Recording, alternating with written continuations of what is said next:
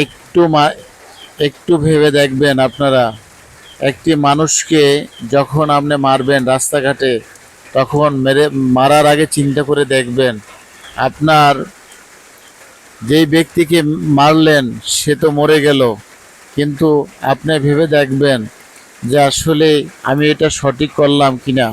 আপনি যদি নাই করেন, তাহলে কেন একজনকে আপনি আঘাত করে পাথর মেরে, পাথর দিয়ে মানে মৃত্যুর মৃত্যু যতক্ষণে না হবে ততক্ষণে আপনি পাথর দিয়ে মারলেন, তাহলে আপনার কি হবে? আপনারও তো একদিন কবরে যেতে হবে। উনি তো চলে গেল, আপনার উপর সম্পূর্ণ পাপ কিন্তু আপনার উপরে চলে আসলো। আপনার ভাবা উচিত ছিল আসলে আমি কি করি, আমি এই কি করতেছি। যারা যারা আসলে মানুষকে এই মায়ের দূর করার চিন্তা ভাবনা করে চলেন, আসলে সকলে একটু বিবেক খাটান।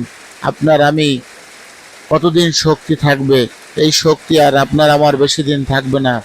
শক্তি যতদিন আছে ততদিন হয়তো আপনার আমি এই শক্তি দিয়ে চলার চেষ্টা করি, কিন্তু শক্তি যখন থাকবে না, যখন বৃদ্ধ হয়ে যাবেন, তখন আপনার আমার কি হবে সেই দিকে একটু চিন্তা করে আপনারা দেখবেন।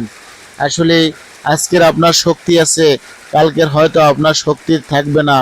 আপনার হয়তো শক্তি যে কোনো সময় আপনার আল্লাহ চাইলে আপনার হাত অপাস করে দিতে পারে, ব্রেন শক্তি লুজ করে দিতে পারে। তার জন্য একটু চিন্তা করে দেখবেন সবাই যে আসলে আমি একজনকে আঘাত করলে সেই আঘাতের যন্ত্রণায়, সেই আঘাতে আমি আসলে কতদিন আসলে আমি ভালো থাকতে পারবো কিনা।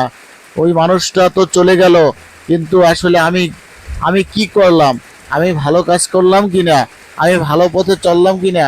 আমি মানুষকে আঘাত করে পাথর মেরে রাস্তাঘাটে দিনে দুপুরে, আর মানুষ সহ্য করে পাশে দাঁড়িয়ে আমাকে ভয়ে কিছু, হয়তো আমার ভয়ে কিছু তারা বলতে পারলো না। এই একদিন আপনার কিন্তু এই যন্ত্রণা একদিন আপনার সহ্য করতে হবে।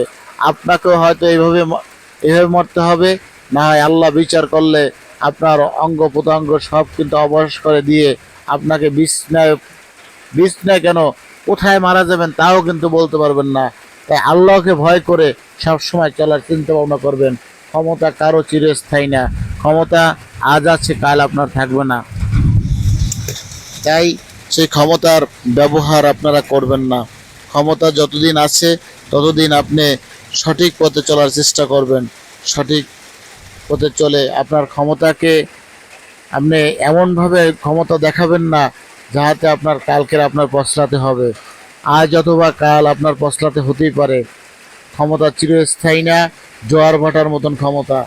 সবাই সেদিকে লক্ষ্য রেখে আপনারা সব সময় ভালো থাকার চেষ্টা করবেন, এবং মানুষকে আঘাত করে কোনোদিনও কেউ বড় হতে পারে না। ধন্যবাদ সবাইকে। ভালো থাকবেন, সুস্থ থাকবেন। আল্লাহ সবাইকে বোঝার তৌফিক দান করুক। আমিন।